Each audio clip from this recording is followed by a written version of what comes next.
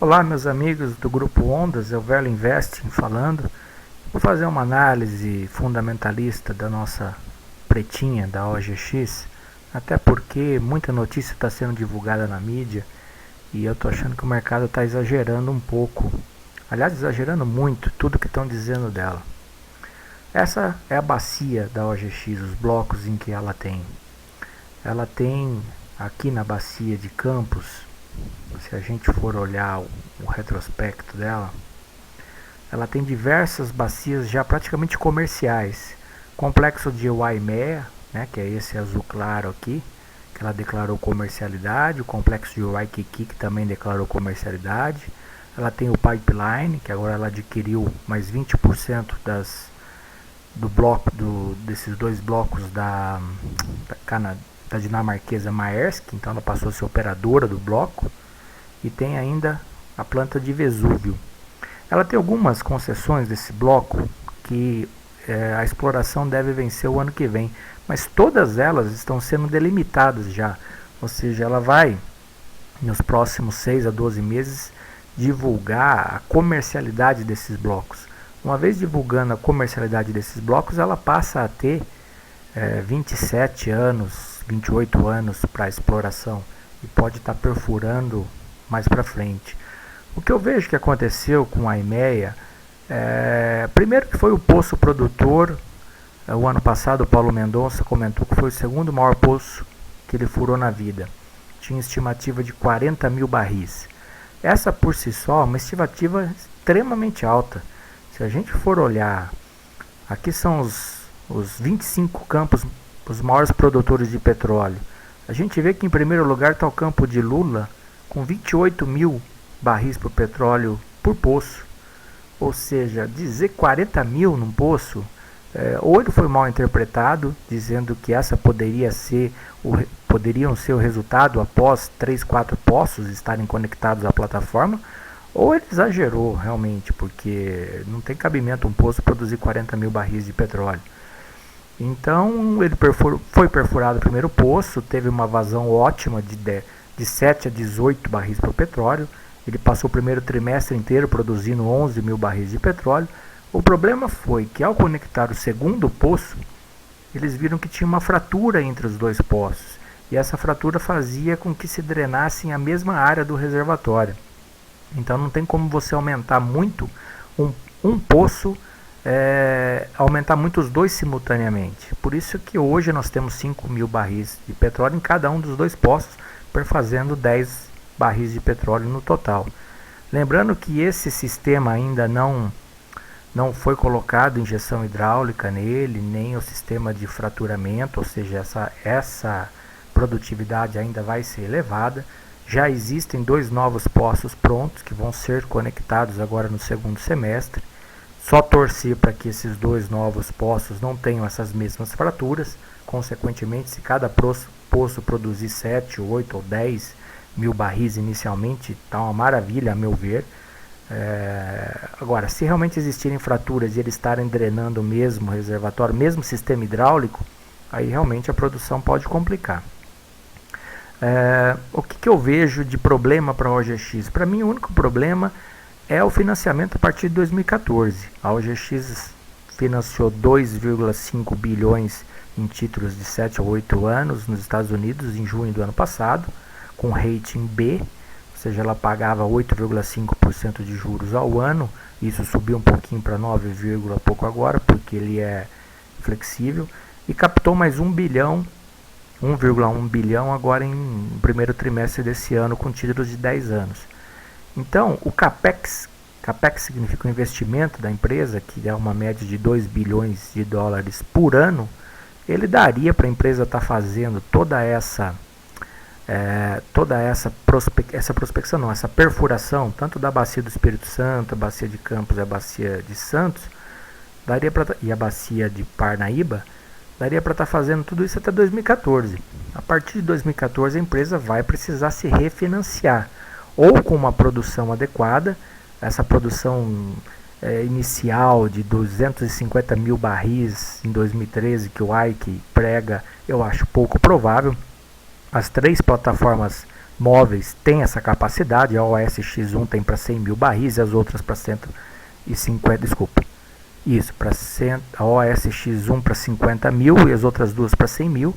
Então a capacidade instalada seria de 250 mil, mas não vai ser para 2013, isso provavelmente vai ser para 2015. Então a empresa está dando lucro e um fluxo de caixa sustentável, não vai ser em 2014 como eles pregam, para mim deve ser em 2015. Como reduzir essa necessidade de financiamento, eles já deram no último call. Das 6 sondas de perfuração, eles vão reduzir para 3. Isso dá uma economia de 1 bilhão ao ano. Provavelmente a bacia do Espírito Santo vai ser menos perfurada. Eles estão fazendo as perfurações mínimas só exigidas. Foram feitas 2 nesse semestre que vieram secos. Agora eles vão furar mais 2 um pouquinho mais ao sul no segundo semestre. Eles estão fazendo a perfuração mínima que a ANP prega para que você não perca os blocos. E eles vão se firmar mesmo na Bacia de Campos e na Bacia de Santos, que é onde eles vão ter comercialidade. A Bacia de Santos tem 2 blocos, 2 acumulações que vão ser declaradas comerciais logo. Fortaleza e Natal devem ser declaradas comercialmente logo, viáveis. Né? E a Bacia do Parnaíba também já é viável. O resto, se faltar crédito, eles vão deixar. Agora no segundo semestre vai ter a ANH, Agência Nacional de Hidrocarboneto da Colômbia, vai fazer licitação de blocos. Se não tiver financiamento, talvez eles não participem. E a ANP vai fazer o leilão, está prevendo um leilão de licitação de blocos que vão aqui da Bahia até próximo ao Maranhão, blocos dessa área aqui, da região equatorial. Blocos de água rasa, ainda no sistema de concessão, não de parceria como é o pré-sal. Eu acho isso vem sendo adiado e eu acredito que vai continuar sendo adiado, porque nem a Petrobras está tendo caixa para fazer as suas explorações e a sua produção. Então eu acredito que isso vai ser adiado até por uma segurança, porque eles querem que isso fique na mão das empresas nacionais, seria uma boa.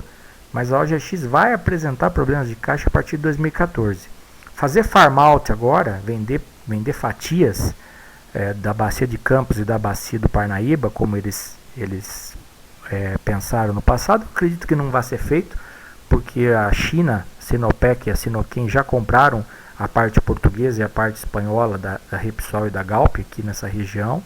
A BP também veio aqui, comprou a Rematu Bacia de Santos, boa parte da Bacia de Santos não, alguns blocos da Bacia de Campos e blocos do Maranhão, 10 blocos no total.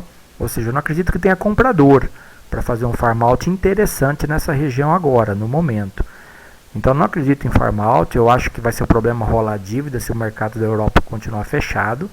Os juros vão ser altos, a não ser que aumente a produção e com isso melhore o rating da empresa, ou que a empresa consiga um financiamento via BNDES.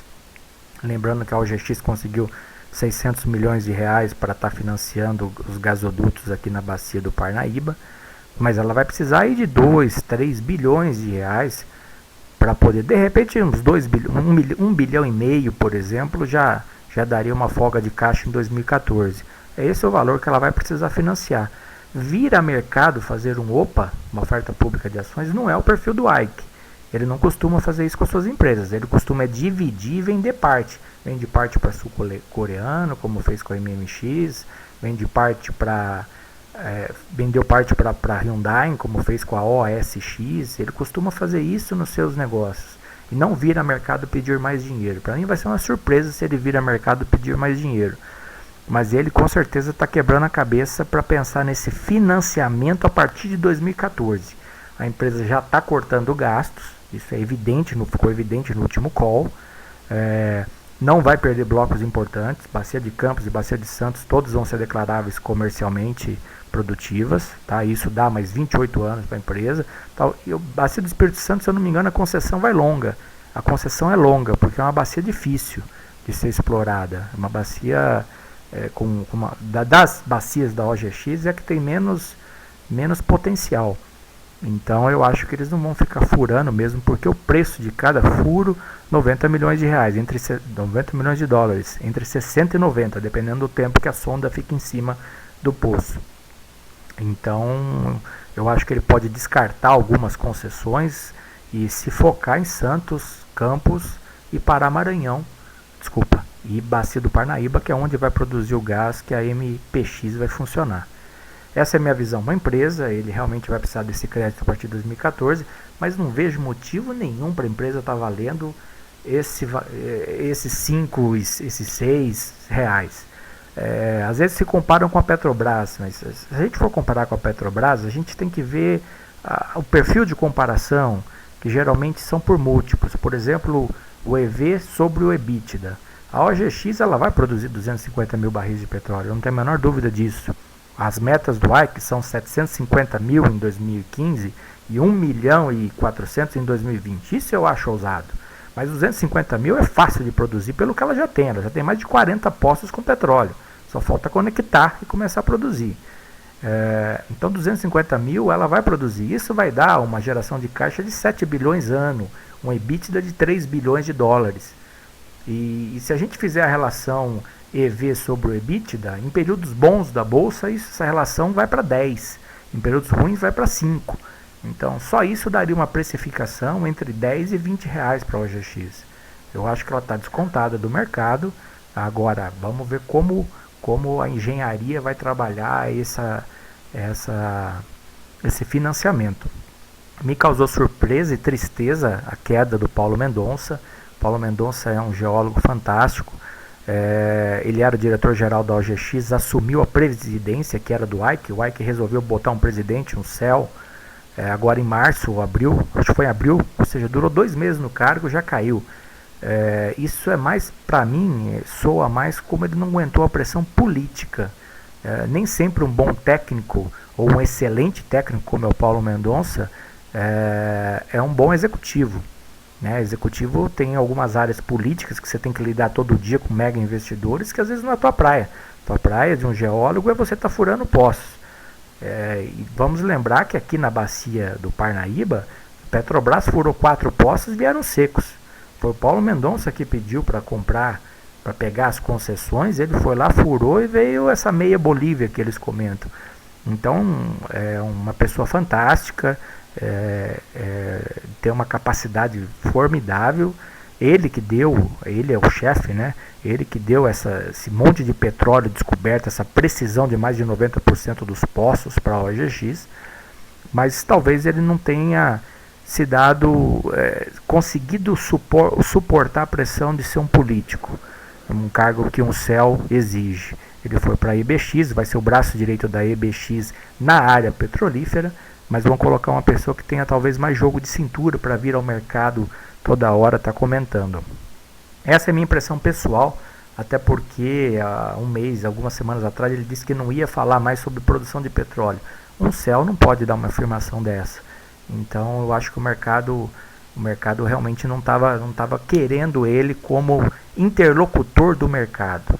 Nada contra o geólogo fantástico que ele é e o grande nome que ele é dentro da OGX.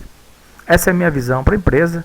Fiz esse call até para que eu não fique voltando nos dados e guarde isso de memória cada vez que eu acessar o blog e reveja meu vídeo. Gosto de operar a empresa, opero na venda, opero na compra, mas estou sempre estudando os fundamentos também, porque ajudam a direcionar o caminho do médio e do longo prazo. Uma boa noite a todos.